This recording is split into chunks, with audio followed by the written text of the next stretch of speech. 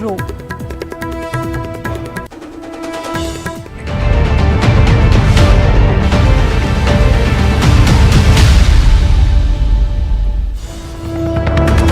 इस वक्त की बड़ी खबर, गोवा से MiG-29 हादसे का शिकार हो गया है। दोनों पायलट महफूज है। हिंदुस्तानी फजाइये का तियारा MiG-29 हादसे का शिकार हो गया है। परिंदे के टकराने से इंजन में आग लगी थी। मैदानी इलाके में हादसा पेश आया है। काफी अहम खबर जो कि गोवा से है। MiG-29 हादसे का शिकार हो गया है। दोनों पायलट महफूज है। हिंदुस्तानी फजाइये का तैयारा MiG-29 हादसे का शिकार हुआ। परिंदे के टकराने से इंजन में आग लग गई थी, जिसकी वजह से यह हादसा पेश आया। मैदानी इलाके में यह हादसा हुआ, लेकिन दोनों पायलट महफूज है। गोवा से ये बड़ी खबर है, MiG-29 हादसे का शिकार हो गया।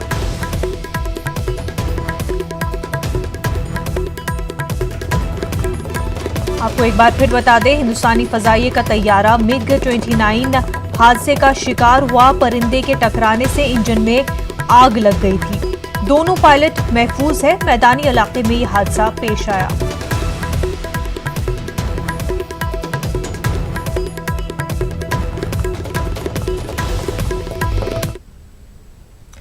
नाज़रीन, आपको इस वक्त की एक और बड़ी खबर जो कि बेंगलुरु से है वो बता दें। बेंगलुरु की हजरत सईद शाह चिश्ती उर्फ नाना वली दरगाह का ये पूरा मामला है। दरगाह के अतराफ मुकीम 50 से जायद खानदान परेशानी के आलम में है। 18 नवंबर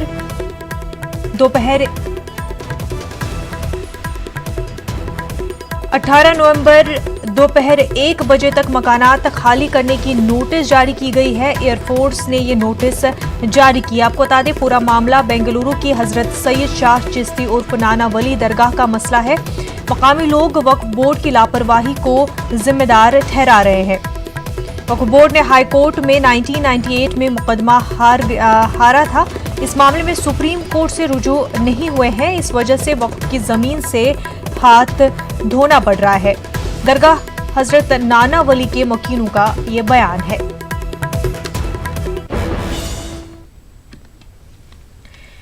नाज़रीन, आपको बता दें कि महाराष्ट्र में सियासी हलचल तेज होती जा रही है। एनसीपी, कांग्रेस और शिवसेना के लीडर आज गवर्नर भगत सिंह कोश्यारी से शाम 4:30 बजे मुलाकात करेंगे। ख्याल रहे कि कल एनसीपी लीडर शरद पवार कांग्रेस की अबूरी सदर सोनिया गांधी से मुलाकात करने वाले हैं। इससे कबल एनसीपी सरबराह शरद पवार ने दावा किया है रियासत में मुस्तहकम हुकूमत तश्कील पाएगी और ये मखलूत हुकूमत अपनी 5 साला मियाद पूरी करेगी।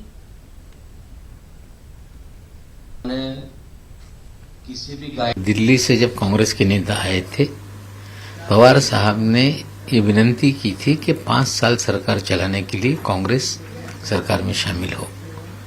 तो ये तय हुआ था कि एजेंडा क्या होगा, जिसको लेकर हम लोग बैठे। हमने कॉमन मिनिमम प्रोग्राम बनाकर अपने नेताओं के पास भेज दिया है। पवार साहब कल शाम दिल्ली जाएंगे। मंगलवार के दिन कांग्रेस और राष्ट्रवादी कांग्रेस पार्टी के नेता बैठेंगे। कांग्रेस ने अगर सहमति बना दी, सरकार में शामिल होने का फैसला कर लिया, तो हमें लगता है फिर फॉर्मेशन और फॉर्मूले पे बात होगी और उसके बाद जल्द से जल्द महाराष्ट्र में नई सरकार बनेगी। कांग्रेस अकेले एक ही पार्टी बैठ के इसके बारे में सोच नहीं सकती। हमारे अलायंस पार्टनर जो है चर्चा करेंगे और क्या आगे की रणनीति होना चाहिए उसके बारे में वो सोचेंगे। उसका एजेंडा तो अब तय नहीं हुआ है। अब टीवी में उसमें आप जो देख रहे हैं, बहुत से अफवाहें फैल रहे हैं, वो सब गलत है। 17 तारीख को ये निश्चित होगा कि जब हमारे दोनों नेता बैठेंगे, चर्चा करेंगे, उसके बाद में आगे की रणनीति क्या होगी, किस ढंग से चलना चाहिए या किस ढंग से कदम उठाना चाहिए, वो आ जाएगा। कांग्रेस मरकजी हुकूमत को घेरने की तैयारी में है। आज दिल्ली में कांग्रेस की मीटिंग हुई। अशोक गहलोत, भूपेंद्र सिंह हुडा, भूपेश बघेल, रणदीप सिंह सुरजेवाला, प्रियंका गांधी, मल्लिकार्जुन खड़गे समेत मुख्तलिफ रियासतों में पार्टी उमूर के इंचार्ज और जनरल सेक्रेटरी समेत दीगर लीडरों ने शिरकत की।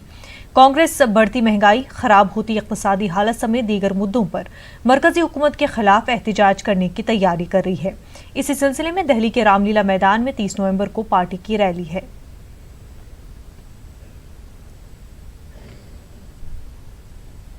बीजेपी की जानिब से राहुल गांधी के खिलाफ मुल्कगीर सतह पर एहतजाज जारी है। बीजेपी ने कांग्रेस के साबिक सदर राहुल गांधी से अवामी माफी का मुतालबा किया है। बीजेपी का कहना है कि कांग्रेस लीडर रफाइल मामले पर मुल्क को गुमराह किया है, इसलिए उन्हें मुल्क से माफी मांगनी चाहिए। इस ज़मन में बीजेपी ने गुलबर्गा में तमापुरी सर्कल पर एहतजाज किया और राहुल गांधी के खिलाफ नारेबाजी की। बीजेपी कारकुनों ने राहुल गांधी का पोस्टर भी जलाया।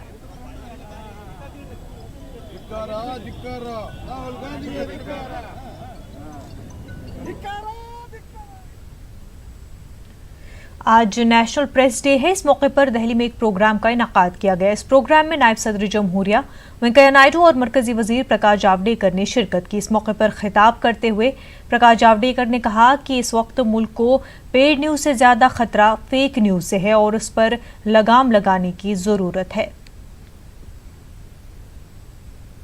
मुझे लगता है कि freedom has to be responsible freedom, और वो रिस्पॉन्सिबल फ्रीडम हमें जरूरत है। और आज फेक न्यूज का संकट है।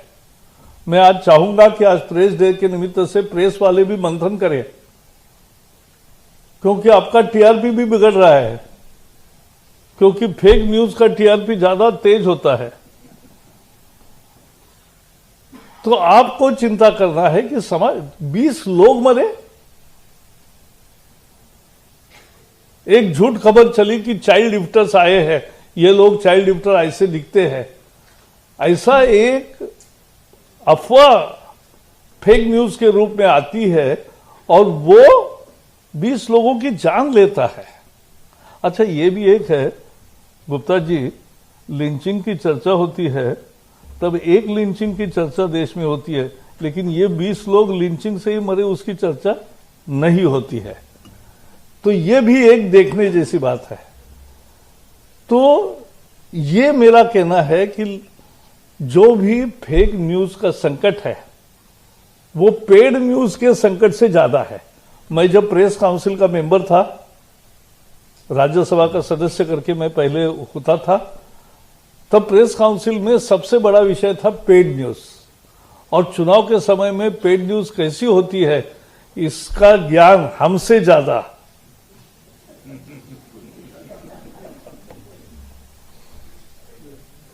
तो ये जो होता है।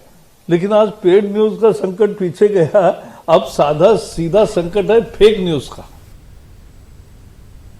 गुज़िश्ता दिनों बैनुल-अक़वामी सतह पर बाबा कौम महात्मा गांधी का 150वां यौम पैदाइश मनाया गया, लेकिन हिंदू महासभा ने मध्य प्रदेश के ग्वालियर में गांधी जी के कातिल नथुराम गोडसे का बलिदान दिवस मनाया, उसकी पूजा भी की। हिंदू महासभा ने इस मौके पर जिला इंतजामिया को एक मेमोरेंडम भी पेश किया, जिसके जरिए ये मुतालबा किया गया कि गोडसे को स्कूली निसाब में शामिल किया जाना चाहिए। कांग्रेस ने हिंदू महासभा के इस अमल की मजम्मत की है। हमारी मांग ये है कि इसके पूरे जीवन चरित्र को पाठ्यक्रम में मांग की जाए, वो जो स्थान दिया जाए, ताकि लोग ये समझें कि नाथूराम गोडसे सही थे या नहीं थे। पिछले साल ज्ञान दे रहे थे भाजपा सरकार को, अब खुद सरकार में हैं, अब बाध्यताएं क्यों बता रहे थे? संवैधानिक बाध्यताएं, लोकतंत्र की बाध्यताएं बता रहे थे, अब क्यों कार्रवाई नहीं कर रहे? ये वही विचारधारा है जो महात्मा गांधी की हत्या करने के लिए नाथूराम गोडसे को प्रेरित किया। हमें इस बात का दुख है कि भारतीय जनता पार्टी और संघ इसमें मौन है। ओडिशा के सरकारी स्कूल में पढ़ाई जाने वाली निसाबी किताब में महात्मा गांधी के कत्ल को हादसा बताया गया। किताब में लिखा गया कि महात्मा गांधी की मौत 30 जनवरी 1948 को दिल्ली के बिरला हाउस में अचानक किसी हादसे के सबब हुई, जिसके बाद से भुवनेश्वर में तनाजा खड़ा हो गया। सियासी पार्टियों ने वज़ीर आला नवीन पटनायक से माफी मांगने और फौरी तौर पर इस गलती को दुरुस्त करने के लिए कहा है। कांग्रेस ने मुतालबा किया है कि या तो वज़ीर आला पटनायक इस मामले में माफी मांगे और या फिर इस्तीफा दे दे। बढ़ते तनाज़े को देखते हुए रियासती हुकूमत ने तहकीकात का हुक्म जारी किया है। बीजेपी और बीजेडी जो भाई भाई होकर अच्छा तार जो विभिन्न प्रमाण दिखाई ସେଇଥିପାଇଁ ନଥୁରାମ ଗଡସେ ମହାତ୍ମା ଗାନ୍ଧୀଙ୍କୁ ହତ୍ୟା କରିଥିଲା ବୋଲି ଲେଖାଯାଇ ନାହିଁ। ଅତଏବ ଯଦି ସେଇଟାକୁ ସେ ଗ୍ରହଣ କରୁଛନ୍ତି, କିଛି ଲୋକ ତ ତାଙ୍କୁ ଭଗବାନ ବୋଲିକରି ମୂର୍ତ୍ତି ତିଆରି କଲେଣି, ମନ୍ଦିର ତିଆରି କଲେଣି। ବର୍ତ୍ତମାନ ଓଡ଼ିଶା ସରକାର ତାଙ୍କର ମୂର୍ତ୍ତି ସ୍ଥାପନ କରିବା ପାଇଁ ଜାଗାର ବନ୍ଦୋବସ୍ତ କରିବେ କି? माननीय नरसिंह मिश्र कथारे द्विरुक्ति करूना, किंतु मु जहाँ पढ़ी जो बही छपा जाइछि से छापिबारे एक बिंदु हिसाब से वर्णना कराई। जेतेबेले बिंदु हिसाब से वर्णना कराई सेतेबेले एलाबोरेटली बा विस्तृत भाव में अमके तारीख दिन महात्मा गांधी को देहांत होता, अमके तारीख दिन महात्मा गांधी को हत्या कराइला, अमके तारीख दिन महात्मा गांधी को आकस्मिक गुलिकांड होता। यार अर्थ ये कथा को डाइवर्ट करने, ये कथा को गृह हल्का करदे विभिन्न प्रसंग उत्थापित कराऊँगी। यहाँ डेलीबरेटली होउची सरकार को गाली देवा ना रे सरकार को मध्य सहयोग करा जाउची। विधानसभा गृह रे आलोचना एवं स्पष्टीकरणर सर्वशेष तथ्य पर्यंत जीवा उचित। कौनसी कथा सहसा निंदा प्रस्ताव आनिबा पूर्वरु से संक्रांत रे विभागीय मंत्री ठारू विवृत्ति मो स्पीकर जरिया रे रखितली एवं स्पीकर मध्य यही अनुरोध को ग्रहण करिसंती एवं आसंता काली मंत्री विभागीय मंत्री ए संक्रांत रे विवृत्ति सरकार विवृत्ति रखिया पाई से तांका रूलिंग देइचंती। वादी कश्मीर में आम जिंदगी मामूल पर आ रही है। दुकानें और दीगर कारोबारी इदारे खुलने लगे हैं। खरीदो फरोख्त के लिए बाजारों में दोबारा चहल पहल देखी जा रही है। सड़कों पर ट्रैफिक में भी इजाफा हो रहा है और अब सड़कों पर पब्लिक ट्रांसपोर्ट भी नजर आ रहा है।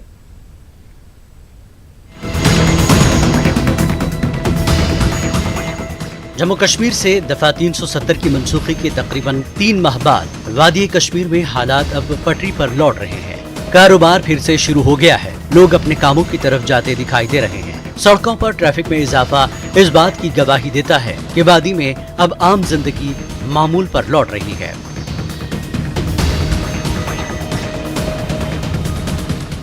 दफा 370 की मनसूखी के बाद वादी भर में बंद था। लोग गैर एलानिया हड़ताल कर रहे थे, लेकिन धीरे धीरे हड़ताल की मुद्दत कम होती गई और लोग धीरे धीरे घरों से बाहर निकलने लगे हैं। इंतजामिया ने लॉ एंड ऑर्डर को बरकरार रखने के लिए मवासलाती निजाम को बंद कर दिया था, लेकिन हालात आहिस्ता आहिस्ता ठीक हो गए और इंतजामिया ने भी सूरत हाल के मुताबिक बंदिशों में नरमी की। इंतजामिया की जानिब से पहले लैंडलाइन सर्विस को बहाल किया गया और फिर गुज़श्ता माह पोस्टपेड सर्विस को भी बहाल कर दिया गया। कई सरकारी दफातर में तलबा और दीगर जरूरतमंद अफराद के लिए इंटरनेट का भी इंतजाम किया गया है।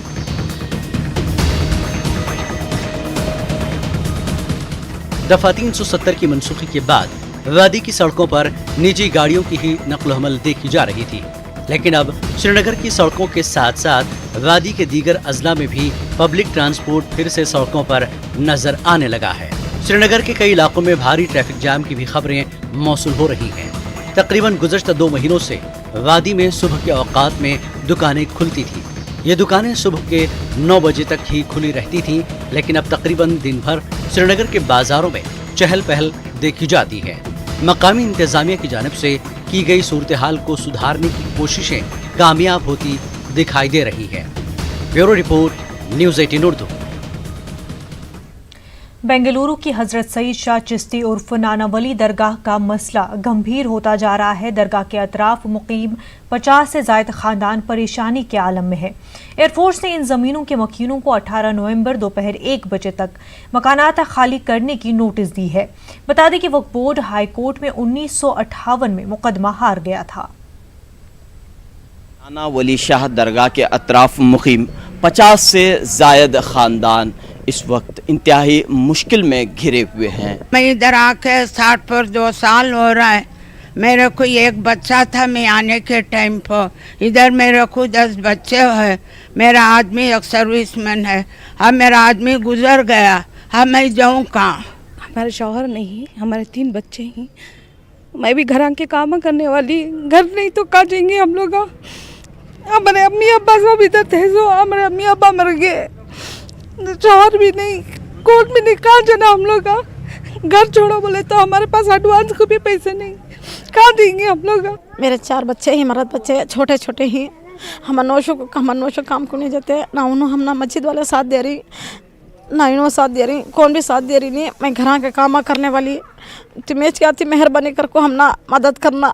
हमें भी इधर कुली मजदूरी करती खाती, छोटे छोटे बच्चे वाले ही, हमें किधर जाना। अब हाई कोर्ट को जाने के बाद वहाँ भी क्या है सो कि 90% का क्या है सो केस लड़े, केस लड़ने के बाद है ना वहाँ भी क्या है सो कि हार डाले, हारने के बाद है ना कोर्ट ऑर्डर कराया कि दरगाह और टोम ये 2 चीज़ को छोड़ को ये मुस्लिम कम्युनिटी इसे होना तो मॉडिफिकेशन कर ले सकती है, वो जाते हैं। बाकी वक्फ बोर्ड को क्या भी राइट नहीं है ज़मीन का, अगर को क्या है इसी का ऑर्डर हुआ, वो ऑर्डर के साथ साथ है ना उसमें लिबर्टी दिया था कि अगर आप चाहे तो दूसरे कोर्ट को भी अपील जा सकती हैं, दूसरे बेंच को भी अपील जा सकती हैं। हालांकि वक्फ बोर्ड वाले ना उन्हों गए, ना मस्जिद अबरार के कमेटी के टेम्पो के जो जिम्मेदारान सदर सेक्रेटरी जो भी थे ना उन्हों गए। वक्फ बोर्ड वाले क्या है इसका सीरियस नहीं लिए ये, अगर वो सीरियस लेते तो जो है ये दरगाह की पूरी 16.5 एकड़ ज़मीन है, ये वो कैप्चर करके क्या करें अब हमें निकाल रहे हैं, जबकि हमारे पास तारीख मौजूद है। हाँ, अब उन्होंने जो है कागज़ का पेपर बना लेकर जो है गेजिट नोटिफिकेशन कर लेकर हमारी जगह बोल रहे हैं। अब ये जो इतना बड़ा मकबरा है, दरगाह है, क्या है कोई एक छोटा डब्बा है जाके लगा कर रखने के वास्ते, वो हमारे पास जिंदा है ना। अब उसी के ख़ानदान के ये लोग बसे हैं। बेंगलुरु की हजरत नाना वली दरगाह के अतराफ मुकीम 50 से जायद गरीब खानदान अब जाएं तो जाएं कहां। इसे वक्फ बोर्ड की लापरवाही कहिए या फिर मुस्लिम लीडरों, मुस्लिम तंजीमों की गफलत कहिए कि एक बड़ी वक्फ की ज़मीन, औकाफी ज़मीन से अब हाथ धोना पड़ रहा है। कैमरामैन नूर अहमद के साथ Rauf Ahmed, news 18 Urdu, Bengaluru. Telangana high court के चीफ जस्टिस रघुवेंद्र सिंह चौहान ने मंशियात और शराब से परहेज का तलबा को मशवरा दिया है। हैदराबाद के सुल्तानुल उलूम कॉलेज में city civil court legal services authority की जानिब से मंशियात के खात्मे और मुज़र असरात पर सेमिनार मुनक़िद किया गया, जिसमें तेलंगाना हाई कोर्ट के चीफ जस्टिस रघुवेंद्र सिंह चौहान ने मेहमान ख़ुसूसी की हैसियत से शिरकत की। उन्होंने कहा कि मंशियात का इस्तेमाल आर्जी राह ज़रूर है, मगर उसके नताइज शदीद बरामद होते हैं। सेमिनार में जस्टिस रामचंद्र राव के अलावा सिटी सिविल कोर्ट जज Somana Latha, legal service authority secretary Subramanyam, Rachakonda police commissioner Mahesh Bhagwat के अलावा तलबा की कसीर तादाद मौजूद थी।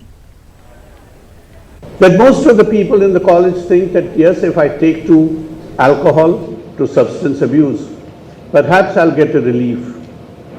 And I'm told, although I do not know, I have no personal experience, but I'm told, but it's a very temporary relief. Therefore, please remember what the Greeks used to say. The Greeks had a saying which said,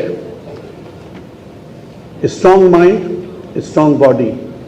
And this is exactly what our ancient culture taught us when we taught our children, Aham Brahmasmi, or what the Holy Quran says, that we are the children of Allah the Great. Please remember that all of you have a divine light inside you. It is a divine light given to you, not by your parents, not by your school, perhaps not even by the college that you are attending. It is a divine light given by the Almighty, and He is the director of every film. एक छोटा सा break लेंगे, जल्द होंगे हाजिर।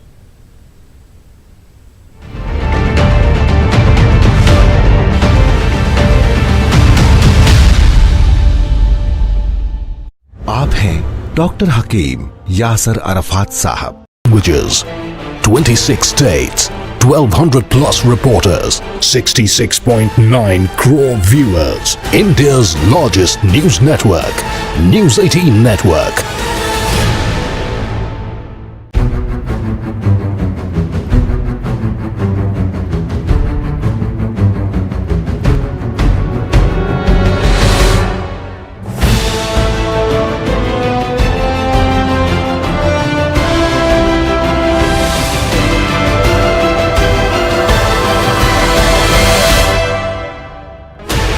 16 channels, 15 languages, 26 states, 1200 plus reporters, 66.9 crore viewers. India's largest news network, News 18 Network.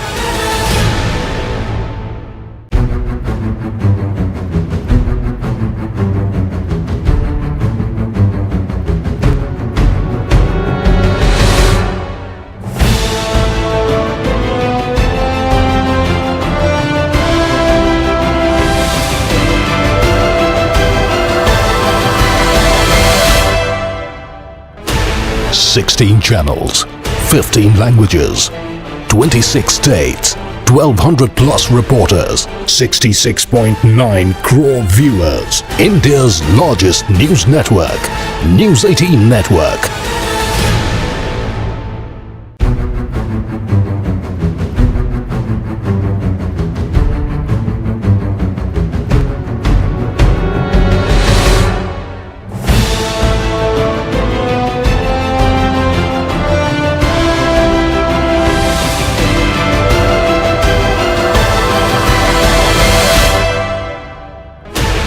Sixteen channels, 15 languages, 26 states, 1200 plus reporters, 66.9 crore viewers. India's largest news network, News 18 Network.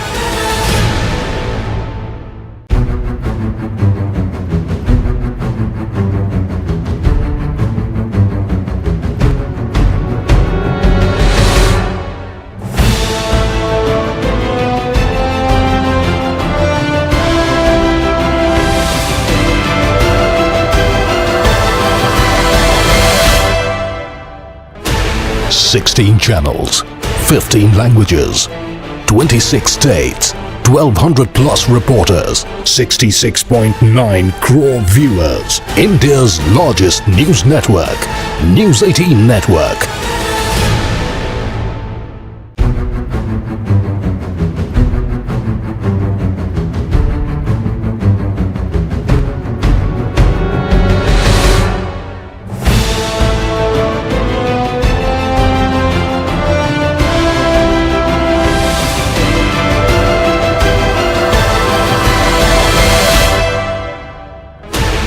Sixteen channels, 15 languages, 26 states, 1200 plus reporters, 66.9 crore viewers. India's largest news network, News 18 Network. औषधि एवं tonic.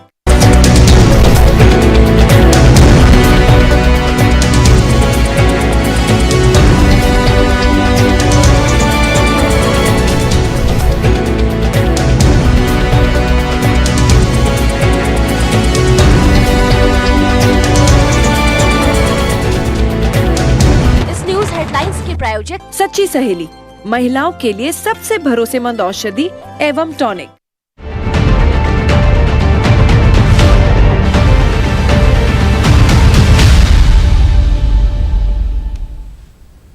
Railway सफर के दौरान IRCTC के खाने पर बढ़ने वाले इजाफी कीमत का असर लोगों की जेब पर पड़ने वाला है।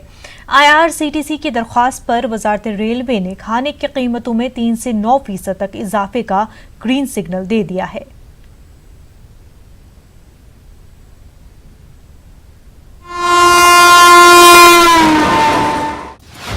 रेलवे मुसाफिरीन की बढ़ सकती हैं मुश्किलें। IRCTC का खाना अब होगा महंगा। बढ़ी हुई कीमतें मार्च 2020 से होंगी लागू। राजधानी, शताब्दी, दुरंतो, मेल और एक्सप्रेस ट्रेनों का खाना होगा महंगा। रेलवे पेंट्री में अक्सर खाने के म्यार के बारे में शिकायत आती है, लेकिन अब रेलवे खाने के म्यार को बेहतर बनाने के लिए कीमतों में इजाफा करने जा रहा है, जो मार्च 2020 से लागू होंगी। 20 वर्षों में ये तीसरा मौका है जब रेलवे ने बोर्ड कैटरिंग पर कीमतों में इजाफा किया है। AC first class morning tea 29 से बढ़कर 35 रुपए, नाश्ता 133 से बढ़कर 140 रुपए, लंच डिनर 230 से बढ़कर 245 रुपए, शाम की चाय 133 से बढ़कर 140 रुपए। सेकेंड AC, थर्ड AC और चेयर कार मॉर्निंग टी 15 से बढ़कर 20 रुपए, नाश्ता 97 रुपए से बढ़कर 105 रुपए। लंच डिनर 175 से बढ़कर 185 रुपए। शाम की चाय 85 से बढ़कर 90 रुपए। वहीं स्लीपर क्लास में मॉर्निंग टी 12.5 से बढ़कर 15 रुपए। नाश्ता 57 से बढ़कर 65 रुपए। लंच और डिनर 113 से बढ़कर 120 रुपए। शाम की चाय 45 से बढ़कर 50 रुपए। देखिए, जो हमारी राजधानी शताब्दी दुरंतो और बाकी मेल एक्सप्रेस ट्रेन है, उसमें जो ऑन बोर्ड कैटरिंग होता है उसके चार्जेस में ये पीरियोडिक रिव्यू हम करने जा रहे हैं। सारे इंडियन रेलवेज में सभी राजधानी शताब्दी दुरंतो और मेल एक्सप्रेस ट्रेन में जो ऑन बोर्ड खाना मिलता है उसमें हम ये चेंजेस करने जा रहे हैं। जो हमारे स्टैंडर्ड मील हैं उनमें बदलाव किया, उसमें मेनू में भी बदलाव किया है और टैरिफ में भी हमने बदलाव किया है। अब इसमें करीब 3 से लेकर 9% का बढ़ोतरी हमने की है और जो यात्री किराया मतलब इस मील्स बुक नहीं करते, अपने टिकट को बुक करते समय, उनको किसी भी तरह का फर्क नहीं पड़ेगा। जो लोग सिर्फ मील्स लेना चाहते हैं उनको ही ये बढ़ोतरी आएगी। खाने पीने की कीमतों में इजाफे पर रेलवे ने अपनी मजबूरी जाहिर की, लेकिन बढ़ती हुई कीमतों के बारे में रेलवे मुसाफिरों का रद्द-ए-अमल मायूस कुन है। मुसाफिरों का ख्याल है कि जिस तरह से रेलवे मुख्तलिफ तबकात में कीमतों में मुसलसल इजाफा कर रहा है, मुसाफिरों और खास तौर पर रोजमर्रा के मुसाफिरों के लिए रेलवे का सफर मुश्किल साबित होगा।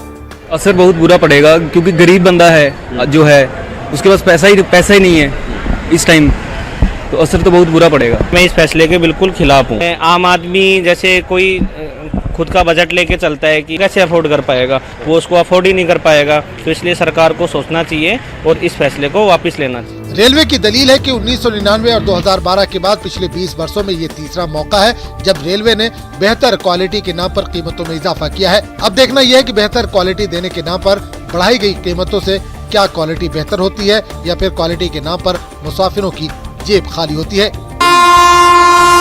Bureau report, news 18 Urdu.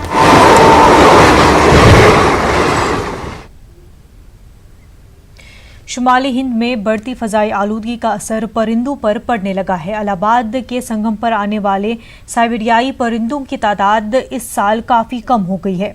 हर साल सर्दियों के मौसम में साइबेरिया के सैलानी परिंदे 14,000 किलोमीटर का सफ़र तय करके हिंदुस्तान आते हैं।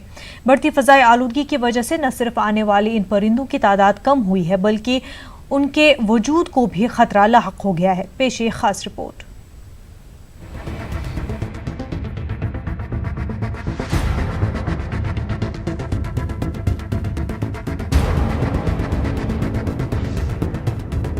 इस वक्त पूरे शुमाली हिंद में सख्त फजाई आलूदगी छाई हुई है।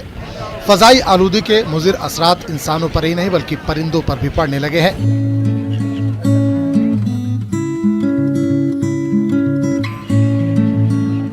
इलाहाबाद के संगम पर आने वाले साइबेरिया के सैलानी परिंदों की तादाद इस साल बहुत कम हुई है। हजारों परिंदे हर साल सर्दियों के मौसम में साइबेरिया से 14,620 किलोमीटर का तवील सफर तय करके संगम आते हैं। परिंदों के माहिर डॉक्टर मोहम्मद आरिफ का कहना है कि फजाई आलूदगी की वजह से आबी आलूदगी में भी इजाफा हो रहा है, जो कि परिंदों के वजूद के लिए एक बड़ा खतरा पैदा हो गया है। कि पहली बात तो यहाँ जितनी जगहों को बताया इसमें पानी की कमी हो गई, इनका पानी पलूट भी होता जा रहा है, डिस्टर्बेंस पानी के अंदर बहुत ज़्यादा हो रहा है। बोटिंग संगम में तो स्पेशली बोटिंग की वजह से दिन भर शोरगुल मचा रहा था। दिन भर उनके खाने पीने का टाइम, रात में रेस्ट करते थे, दिन भर वो शोरगुल में रहती हैं और इनकी पूरा डिस्टर्बेंस हो जाता है, इनके बिहेवियर में डिस्टर्बेंस हो जाता है। दूसरा, इनको वहाँ पर लोग जो संगम स्नान करने जाते हैं आर्टिफिशियल वहाँ बोटमैन जो बेचते हैं फीड छिपा करके। बुलेटिन में इतना ही। आदाब।